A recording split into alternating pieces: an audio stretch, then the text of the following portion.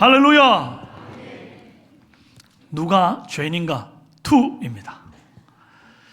길 가다가 다리에 깁스하고 목발 짚고 가는 사람을 보는 것, 길 가다가 휠체어 타고 가는 사람을 보는 것, 길 가다가 애견을 앞세우고 가는 사람을 보는 것, 길 가다가 맹인을 보는 것, 그저 아주 평범하고 일상적인 하루에 보는 장면들 중에 하나입니다. 1절에 예수께서 길을 가실 때에 날 때부터 맹인된 사람을 보신지라. 이 또한 아주 일상적이고 대수롭지 않은 그날 하루의 어떤 장면에 불과합니다. 그런데 똑같은 장면을 보고 제자들과 예수님이 생각이 너무 다르고 말이 다르고 해석이 달라요. 2절에 제자들이 물어 이르되 라삐여, 이 사람이 맹인으로 난 것이 누구의 죄로 인함이니까? 자기니까 그의 부모니까? 누구의 죄입니까? 자기입니까? 부모의 죄입니까? 여기에는 다른 선택지가 있습니까? 없습니까? 없습니다. 이렇든 저렇든 죄인입니다. 부모님이 죄인이든 자기가 죄인이든. 죄인이라서 날 때부터 맹인된 이 천벌을 받았다는 것에는 변함이 없는 어떤 정해놓은 어떤 답을 가진 질문이란 말이에요. 굉장히 폭력적인 생각입니다. 여러분, 우리 성도는 폭력적인 생각을 교정해야 합니다. 읽어봅시다.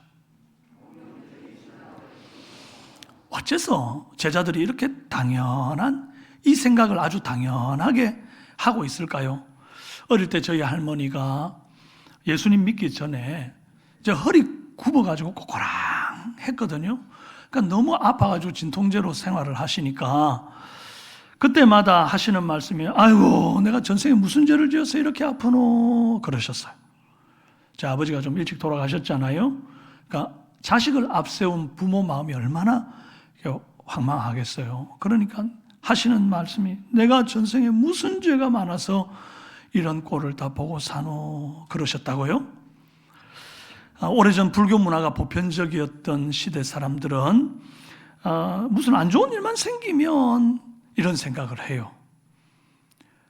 그런데 이제 이런 생각들이 기독교인들에게는 없느냐, 현대인에게는 없느냐? 그렇지 않습니다. 전생이라는 단어만 안 쓸 뿐이지 굉장히 비슷한 맥락의 생각들을 하고 삽니다.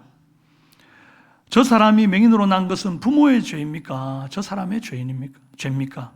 묻는 사람들의 마음속에 내재되어 있는 반대편의 생각이 있어요. 그게 뭔가 하니까 내가 이렇게 건강하고 정상인으로 태어나고 자라는 것은 내 부모가 죄 안 지었기 때문이고 나도 죄를 짓지 않았기 때문에 이렇게 벌을 받지 않고 건강한 몸으로 살아가고 있다. 이런 생각을 하고 있다는 말입니다. 이런 생각이 신앙에도 결부가 되게 되면 굉장히 왜곡된 샤머니즘적인 신앙을 갖게 돼요. 우리 애가 이번에 대기업에 취업하게 된 것은 모처럼 이번에 새벽기도 열심히 나왔더니 하나님이 그걸 갸륵하게 생각하사 응답하신 것이라고. 요즘 좀 어디가 결리고 아팠는데 그냥 씻은 듯이 나은 것은 요즘 내가 감사 헌금을 잘했기 때문이고 예배 생활을 잘했기 때문이라고 그렇게 이제 생각하는 거예요. 모든 잘 되는 것이 요즘 내 신앙생활 열심히 하는 것에 결부되어 있는, 내 의로움에 결부되어 있는 것으로 귀결시키는 거죠. 그렇다고 한다면 새벽기도 열심히 나오고도 아픈 분은 어떻게 해야 되는 겁니까? 헌금생활, 예배생활 열심히 잘 하고 있는데도 어떤 사고를 당하는 경우나 취업이 어려운 경우는 이건 뭐 도대체 어떻게 해석을 해야 됩니까? 그런 거 아니다 이 말입니다. 그러니까 지성이면 감천이라는 식으로 정한수 떠놓고 100일 기도하면 하나님이 내 정성을 갸륵하게 보시고 기도 응답 주신다라고 하는 이런 류의 샤머니즘적인 생각 이제 그만할 때 되었다. 우리 삼성교회 성도들은 수준이 높아서 이런 생각 절대 안 할 줄로 믿습니다. 좀 시원하게 아멘하면 제가 정말 우리 성도님들이 수준이 정말 높은 줄로 알겠습니다. 그런 줄로 믿습니다. 엎드려 절을 받아요. 그죠? 여러분, 날 때부터 맹인이 되었다는 것은 맹인 되는데 내 선택권이 있었다는 겁니까? 없었다는 겁니까? 없었다는 거예요. 내 선택권이 없었던 일인데 왜 나에게 죄를 묻습니까? 불가합니다. 맹인이나 농아인, 지체장애나 정신장애, 이런 상태로 난 것, 이건 나의 선택이 아닙니다. 부모도 절대 그런 선택을 하지는 않았습니다. 내가 북한이 아니라 남한에서 태어난 것, 내가 남자가 아니라 여자로 태어난 것, 혹은 여자가 아니라 남자로 태어난 것, 내가 조선시대가 아니라 지금 이 현대에 태어난 것, 내가 백인도 흑인도 아니고 황인으로 이 아시아에 태어난 것, 그건 다 내 선택이 아니에요. 불가항력적인 문제입니다. 그래서 이건 하나님의 섭리로 이해되어져야 할 문제입니다. 그리고 어디에서 누구에게 태어났느냐에 따라서 축복이냐 저주냐 할 수 있는 어떤 기준이 없다는 것을 알아야 합니다. 북한에서 태어난 것, 그게 저주입니까? 그래서 그게 부모의 죄 때문입니까? 남한에서 태어난 건 축복입니까? 그래서 부모가 공덕을 쌓아서 여러분이 그렇게 태어난 겁니까? 아니에요. 지난주에 우리 영화관에 가서 이 신의 악단 보고 오신 분들 아마 저와 비슷한 마음들을 많이 느꼈을 텐데, 저도 그 영화를 보면서 그랬어요. 야, 북한의 저 폭압적인 좀 체제 아래에서도 저렇게 하나님을 찬송하고 예배하며 감사 기도하는 참 저런 사람들이 있구나. 그런데 반대로 이렇게 누리고 살고 경제적으로 성장되었고 뭐 하고 싶은 건 마음대로 할 수 있고 하기 싫으면 안 해도 되는 이 대한민국 땅에 살면서도 정말 헬조선이라는 말을 하며 불만과 불평 속에 살아가는 사람들도 있더라 하는 겁니다. 그러니까 장소가 행불행을 결정하는 부분이 아니라는 사실입니다. 공감이 되십니까? 남한에서 태어났다고 그게 축복받은 것도, 북한에서 태어났다고 저주받은 것도 아니고, 거기에 우리 부모의 어떤 것 혹은 내 어떤 죄가 결부되어 있는 것도 아니다. 무엇보다 장애를 죄의 결과 천벌로 인식하는 이 생각 자체가 잘못된 겁니다. 제 어린 시절 친구 중에 진우라고 하는 친구가 있었어요. 이 친구가 구화인입니다. 구화인은 농아인과는 좀 달라요. 농아인은 완전히 아무것도 안 들려가지고 이제 뭐 수화를 통해서 이렇게 주고받아야 되는데, 구아이는 어릴 때부터 뭔가 조금 들리기 때문에 언어 교정 연습을 자꾸 해요. 근데 들리기 때문에 연습도 할 수 있고 말도 할 수 있기는 한데 완벽하게 들린 게 아니기 때문에 어둔합니다, 말하는 게. 근데 이 친구가 구아인이라서 보청기를 끄고 끼고 대화를 하기는 하지만 그것 말고는 너무나 모든 조건이 저보다 더 나았어요. 키도 훨씬 크고 얼굴도 막 너무 잘생기고 심지어 운동도 잘해가지고 우리 반에서 달리기 1등이었고 또 피부가 막 백옥 같았어요. 심지어 남자애가 보조개까지 있어가지고 막 그 반의 여자아이들이 전부 진우를 졸졸졸 따라다녔어요. 제가 얼마나 부러울게요. 여러분, 우리 모두는 강한 부분이 있으면 약한 부분이 있고 또 약한 부분이 있으면 강한 부분이 있기 마련입니다. 맹인으로 태어났다고 불쌍하고 또 불행하고 그렇게 생각하는 인식 자체가 잘못된 거죠. 장애를 안고 태어나면 다 불행합니까? 아닙니다. 사지 멀쩡한데도 늘 열등감에 사로잡혀가지고 집안에만 처박혀 있는 그런 사람들도 있습니다. 그리고 날 때부터 맹인으로 태어났다 그러면 이게 빛과 어둠의 개념이 있겠습니까? 없어요, 없어. 날 때는 정상적으로 잘 봤는데 나중에 후천적으로 어떤 사고를 당했거나 질병을 만나가지고 못 보시는 분들은 이제 어두운 것을 알고 이게 너무 괴롭고 싫고 좀 밝은 빛 좀 봤으면 좋겠다 하는 거지. 날 때부터 맹인이었던 사람은 어두움이 일상이에요. 그게 당연함이고 빛을 본 적이 없기 때문에 어둠도 뭔지를 몰라요. 빛이 뭔지를 모르는 것과 같이 하등 불편한 게 없으니 저주도 아닌 거예요. 그저 한 가지 생각이 있다면 사람들이 이라는 말을 하는데 그게 뭔지를 모른다는 것과, 그래서 호기심이 있죠. 그리고 본다, 야 저기를 봐라 그러는데 보는 게 뭔지를 모르는, 그래서 그게 궁금하고 보는 게 뭘까? 호기심이 생기는 이 정도일 겁니다. 앞을 보는 사람이 맹인을 볼 때 못 보는 게 얼마나 불편하고 안 됐나 이렇게 생각하는 거지, 정작 본인은 안 그렇다는 것이에요. 그 다음에 처음부터 안 들린 사람도 마찬가지입니다. 원래 세상이 그렇게 조용한 줄 알아요. 시끄러운 적이 없기 때문에 사실 조용한 게 뭔지도 모르는 거죠. 그 개념이 없는 거예요. 전혀 불편하지도 불행하지도 않은 겁니다. 그러니 천버릴 수가 없는 거예요. 자꾸 주위에서 왜 못 알아듣냐고 막 큰 소리를 치고 막 큰 소리를 하다 보면 인상이 찌푸러지니까 자기만 보면 자꾸 사람들이 인상을 쓰니 그게 마음에 불편하고 좀 괴로울 뿐이지, 만약에 주위에서 그런 사람들만 없다고 한다면 전혀 살아가는데 아무 불편함이 없이 아무 지장이 없이 당연히 이런 삶이 삶인가 보다 하고 살아갈 거라고요. 저는 저보다 키 큰 사람을 보면 되게 부럽습니다. 저보다 덩치 크고 막 건장한 사람 보면 부러워요. 우리 윤창길 전도사님 제일 부럽습니다. 완전 막 떡대가 이렇고 막. 한 100년 전에 태어났으면 이 사람은 장군감이잖아요. 야, 정말. 사람들이 저만 보면, 우리 권사님들 특히, 목사님 좀 많이 좀 드세요. 바람에 날아가겠어요. 저 한 번도 날아간 적이 없습니다. 사람들이 저를 볼 때 장애인 보듯이 그렇게 얘기한다니까요. 그래서 제가 그 말을 안 들으려고, 성도님들이 자꾸 저 때문에 걱정하는가 보다 그래갖고 얼마나 많이 먹으려고 애쓰겠습니까?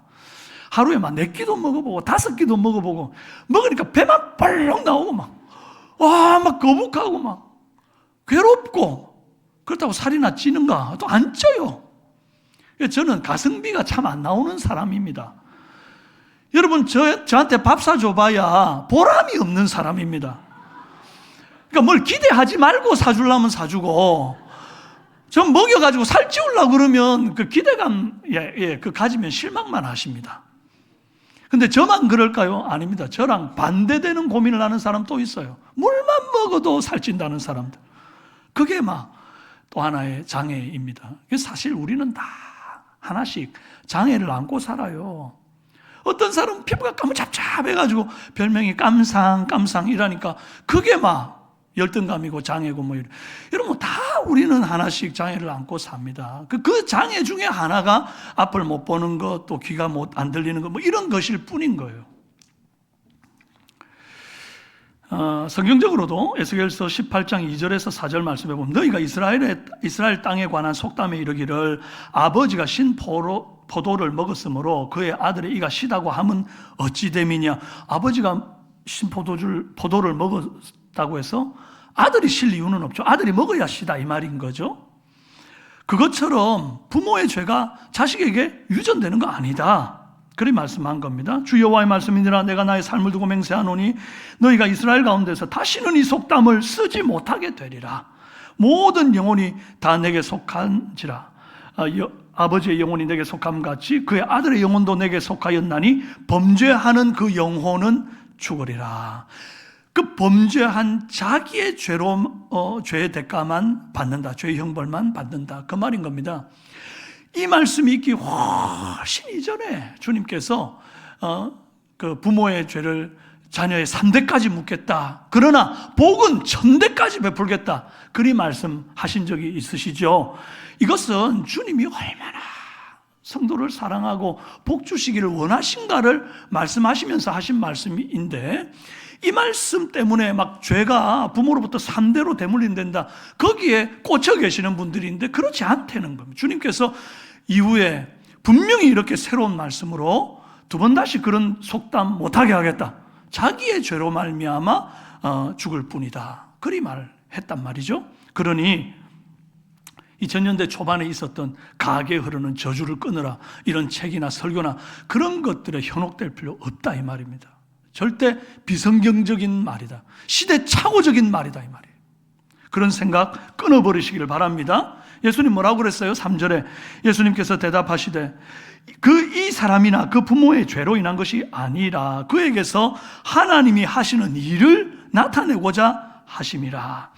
자, 그렇다면 하나님이 하시고자 하시는 일이 도대체 뭡니까?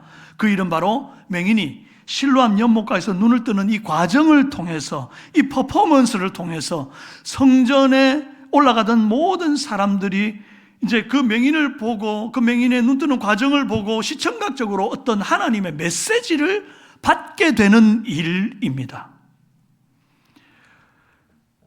이 맹인이 주님의 복음의 메시지를 자신의 온몸으로 선포하는 그런 메신저가 된 거예요.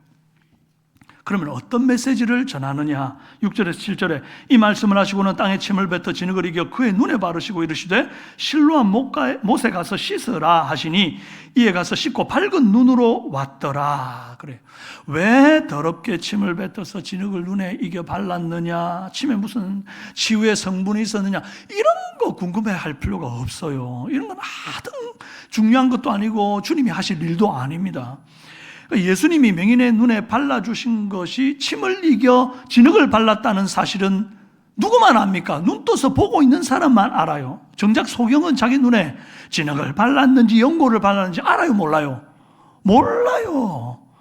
그리고 불편할 것도 없어요. 원래 못 봤는데 진흙을 붙여가지고 못 보는 거 무슨 상관 있어요? 하등 안 불편해요. 불편한 게 유일하게 하나가 있다면 실로암 못에 가서 씻으라 했으니까 원래 안 보여서 어디 가는 게 힘든 사람이라 못에 가서 씻으려고 가는 그 과정이 좀 불편할 뿐인 거죠. 그러면 왜 예수님이 이런 방식으로 맹인을 치유하십니까? 맹인아 눈 떠라. 말씀 한마디면 눈 뜬대. 문제가 아무것도 없는데.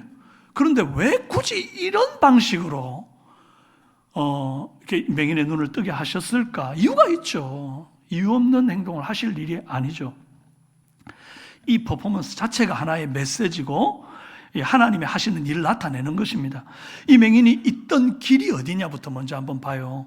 요한복음 8장 59절 끝에 보니까 예수께서 숨어 성전에서 나가시니라. 그러고는 9장 1절이 넘어와요. 그러니까 성전에서 나가시니라 그랬는데 9장 1절에 예수께서 길 가실 때에 맹인을 본지라 이래서, 그러니까 길 가시면서 그 길이 어디예요? 성전에서 나와가지고 내려가는 길입니다.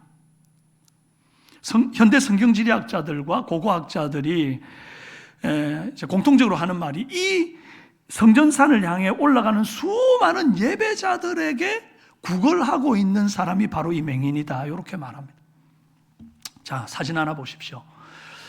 이게 이제 성전산, 꼭대기에 성전산이 있고 저기 아래로 내려오면 파란색이 실로암 연못이에요. 절기를 지키기 위해서 사람들이 와서 실로암 못에서 자신의 몸을 씻어 정결케 합니다. 이 예식을 하고 난 다음에 약 600m 정도 되는 돌계단으로 되어 있는 오르막길, 긴 오르막길을 오르는데 이 길이 순례자의 길, 필그림 로드라고 그래가지고 이 길을 올라야 꼭대기에 성전에 도달하게 되는 겁니다. 그래서 모든 예배자들이 이 길을 오르겠죠. 여러분들 지금 볼 때 그 파란색의 위로 난 그 길에 점점 깨알같이 막 뿌려져 있는 거 있잖아요. 그게 이제 그림으로 표현할 때 저게 사람이에요. 얼마나 많은 사람이 그 길로 예배를 드리러 올라가는 사람, 내려오는 사람들이 있었는지 우리가 이제 상상을 해볼 수 있는 겁니다. 그리고 그 길 어딘가에 지금 예수님이 이 맹인과 만나 있는 상태예요. 자, 그런데 이제 이 맹인의 눈에 진흙을 붙이고 내려갑니다. 실로암을 향해서. 그 내려가는 동안 얼마나 많은 사람들이 그의 모습을 보았을까요? 그런데 만약에 맹인의 눈에 진흙을 안 바르고 예수님이 야, 너 그냥 실로암 못에 가서 눈을 씻으면 눈 뜰 거다, 뭐 이렇게 했다 그러면 이게 왜 안 되는가? 그렇게 하면 이게 메시지가 안 돼요. 하나님이 전하고자 하는 메시지가 안 돼요. 왠고하니 이 많은 사람들이 오르내리는 중에 이 맹인 하나, 소경 하나가 이렇게 더듬으면서 내려가는데 사람들이 그 주목하여 볼까요? 그냥 저 사람 좀 눈이 좀 나빠가지고 시력이 나빠가지고 더듬는가 보다. 그 많고 많은 사람들 중에 그냥 하나의 지나가는 사람으로 보고 끝나는 거지. 그런데 눈에다 이걸 딱 붙여놓으니까 진흙을 이렇게 붙여가지고 더듬으며 내려가는 사람을 보면 사람들이 시선이 이목이 이렇게 쏠릴까요? 안 쏠릴까요? 그럼 제가 지금 당장에 눈에 진흙 붙이고 이 진천천을 걸으면요, 사람들 전부 다 저 사람 미쳤나? 이러고 쳐다볼걸요? 다 쳐다보게 만드는 이목 집중 현상이 일어납니다. 그래야 메시지가 일단 전달될 기초가 마련이 됩니다. 제가 이 강단의 한가운데 또 여러분 다 조금 높은 단상에 이렇게 있는 것은 여러분들이 딱 눈만 들면 바로 저를 볼 수 있게끔, 그래서 메시지를 받을 준비가 되게끔 하기 위함이에요. 제가 여러분 뒤에 가 있으면 이게 도대체 무슨 메시지를 전할 때 집중력이 생기겠어요? 이제 그것과 같은 효과를 내는 거죠. 그러고는 그 삶이, 그 행함이, 그 모양새가, 그 퍼포먼스가 메시지가 됩니다. 마치 과거 구약시대 예레미야 선지자가 다 썩은 띠를 들고 백성들에게 메시지를 전하는 것과 같아요. 예레미야 13장 10절에 이 악한 백성이 내 말 듣기를 거절하고 그 마음에 완악한 대로 행하며 다른 신들을 따라 그를 섬기며 그에게 절하니 그들이 이 띠가 쓸 수 없음 같이 되리라. 이게 썩은 띠를 하나 들고 와가지고는 너희가 하나님을 버리고 악한 신들을 섬기는 거 보니 너희 하는 행위가 이렇게 썩은 줄 같아서 아무짝에 쓸 수가 없구나. 그리 시청각적으로 메시지를 전하는 거죠. 예레미야가 또 이런 것도 했습니다. 목에다가 소나 매는 멍에를 갖다가 턱 매고 거기에 줄을 묶어가지고 질질 혼자 스스로 막 이렇게 끌고 다니면서 너희가 여호와께 범죄하여 이제는 바벨론의 포로로 잡혀가서 이와 같이 자유를 잃고 매이게 되었다. 바벨론에 내려가서 순종하거라.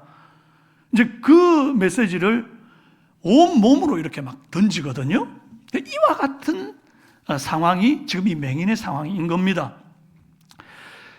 성전을 오르면서 눈 떠 본다고 하는 이 정상인들의 영적인 상태가 눈에 진흙을 붙인 이 맹인과 같은 거죠. 그런데 이 맹인이 결국 실로암 물가에 가가지고 눈을 뜨잖아요.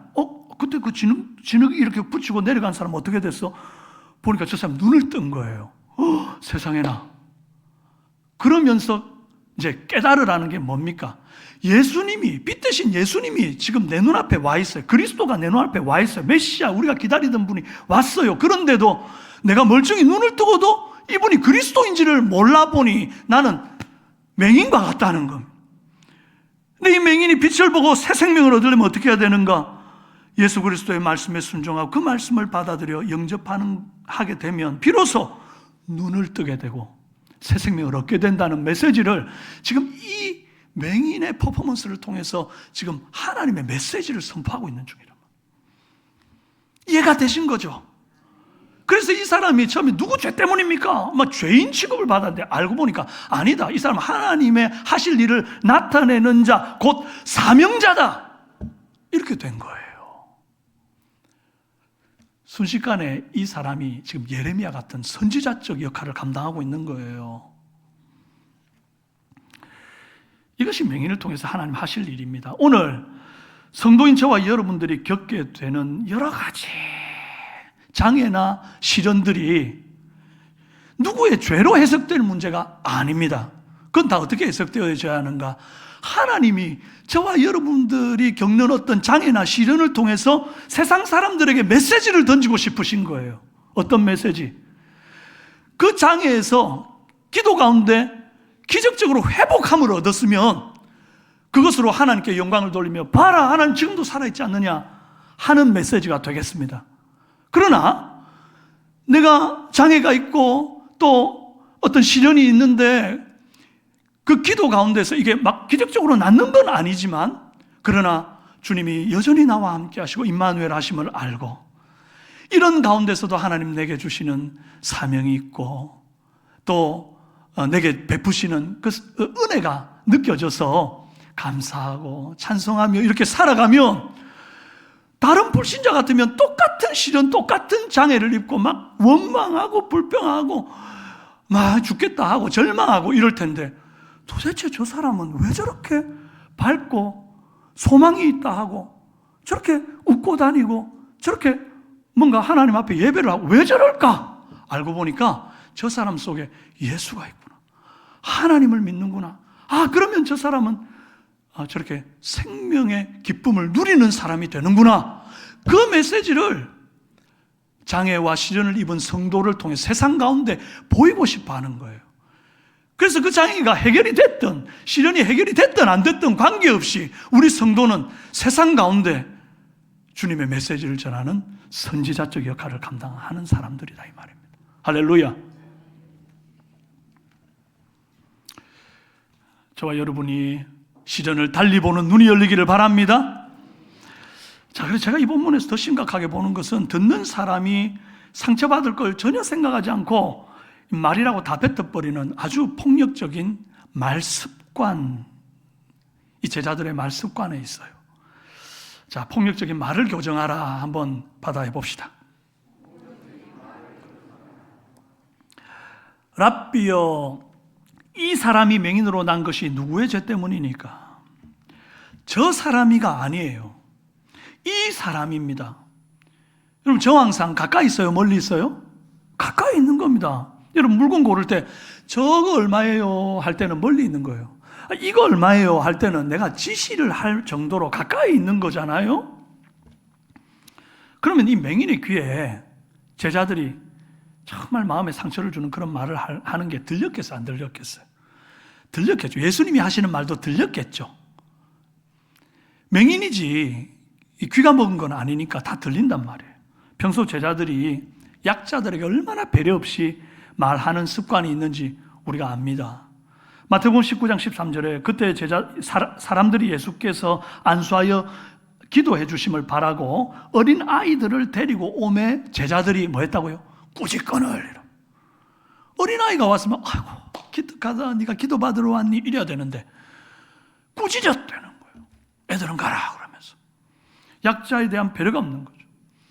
또 귀신 들린 딸을 고쳐달라고 찾아온 가난한 여자가 있었습니다. 이 주 다윗의 자손이 나를 불쌍히 여서 내 딸이 흉악하게 귀신 들렸나이다. 그럴 때 지금까지 예수님이 어떻게 병자들을 대했는지를 제자들이 보고 깨달은 바가 있다고 그러면 아이고 예수님 저 사람이 딸이 지금 아주 어려운 상황인가 봐요. 데리고 올 테니 주님 한번 만나보시겠습니까? 이래 나와야 될 건데 뭐라 그럽니까? 마태복음 15장 23절에 제자들이 와서 청하여 말하되 그 여자가 우리 뒤에서 소리를 지르오니 그를 보내소서. 아주 약자들의 배려 없는, 듣든지 말든지 함부로 상처가 되는 말을 뱉어버리는 이 제자들의 폭력적인 말습관을 보게 됩니다. 눈앞에 보이는 이 맹인에게도 이 습관이 그대로 이어진 거예요. 그래서 여과 없이 부모의 죄 때문입니까? 본인의 죄 때문입니까? 다 들리도록 말한 거죠.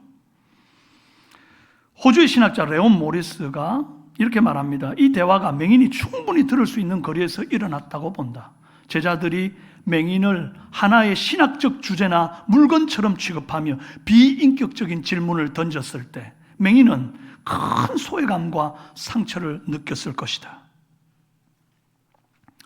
듣는 맹인 입장에서 얼마나 기분 나빴겠습니까? 뭐 국어를 하는데 뭐 돈을 보태준 게 있습니까? 그렇다고 길 걸어가는데 부축해서 뭐 도움을 준 적이 있습니까? 아무것도 도움 준 게 없는 사람들이 갑자기 자기 앞에 오더니 부모의 죄냐, 뭐 네 죄냐, 뭐 이러면서 갑자기 사람을 죄인 취급하는 겁니다. 마음에 상처를 받죠. 자존감 바닥을 치겠죠. 그냥 가만히 앉아서 누군지도 모르는 사람한테 뺨 맞는 그런 상황 아니에요? 저는 우리 삼성교회 성도들에게 부탁을 드리고 싶습니다.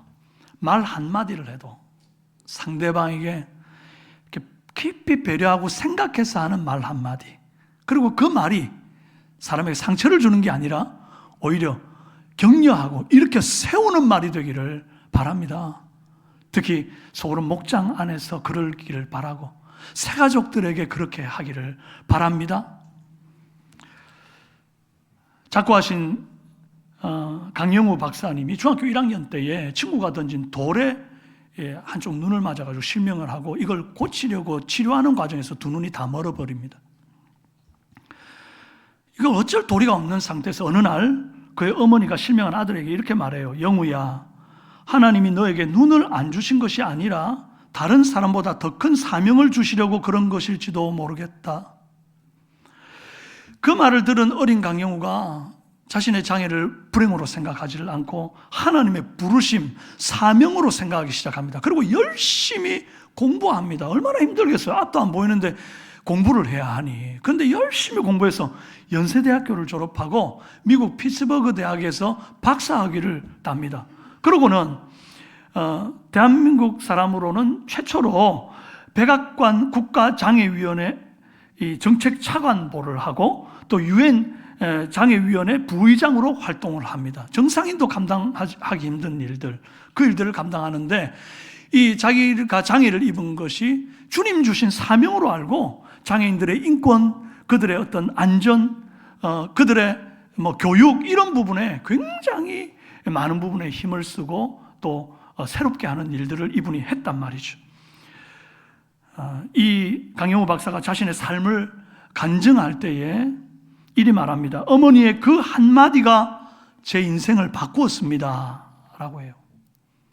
마치 맹인이 되어버린 어린 영우에게 하나님의 더 큰 사명을 보라고 얘기해 준 이 어머니의 말처럼 예수님께서 나면서부터 맹인된 이 사람에게 놀라운 말씀을 하십니다. 이 사람이나 그 부모의 죄로 인한 것이 아니라 그에게서 하나님이 하시는 일을 나타내고자 함이라. 이 말씀 하신 이후에 예수님께서 이 맹인의 눈에다가 뭘 발라주시고는 실로암 못가로 가서 씻으라 그렇게 말했거든요. 근데 말씀을 잘 보면 가서 씻으라고만 했지 가서 씻으면 눈을 뜬다고 했나요? 안 했나요? 안 했습니다. 그러면 맹인 입장에서 뭘 발랐는지도 모르겠고 갑자기 뭘 바르더니 가서 씻으라고 그러는데 이게 나를 치료하는 행위라고 받을 수 있겠어요? 치료하는 행위로 받기 힘들어요. 이건 마치 괴롭힘으로 볼 수밖에 없단 말이에요. 갑자기 와서 지저분한 것을 머리에 막 얼굴에 발라놓고 병 주고 약 주듯이 실로암 못에 가서 씻어라 이러는 것처럼 받을 수 죄송합니다. 받을 수 있단 말이에요. 그런데 이 맹인이 가타부타 한마디 해요, 안 해요? 한마디 안 합니다. 도대체 내 눈에 뭘 발랐느냐?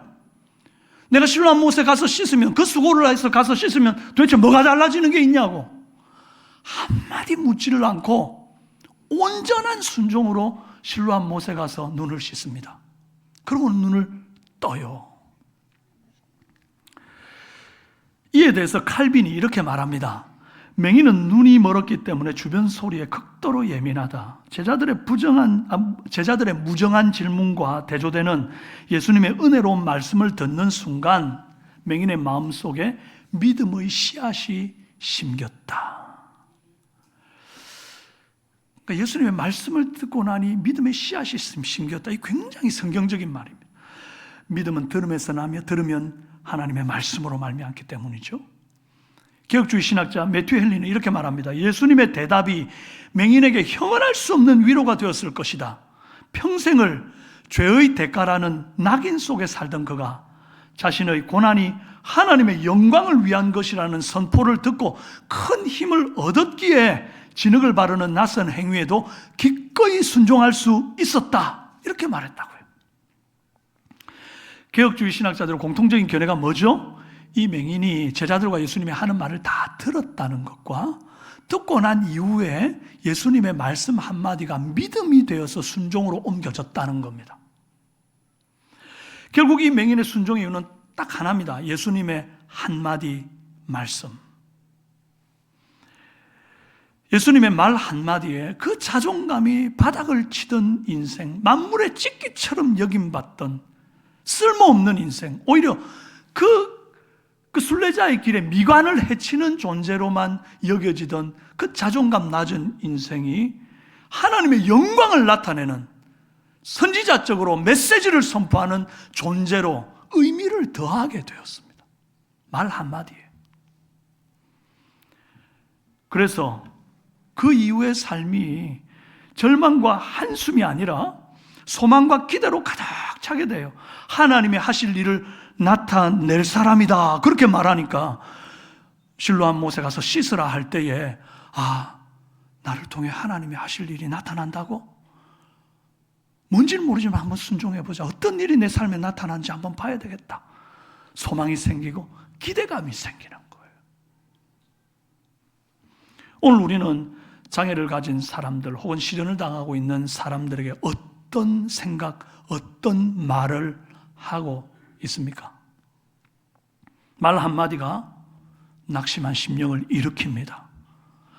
말 한마디로 절망의 자리에 앉은 자를 소망과 기대의 자리로 돌려놓습니다.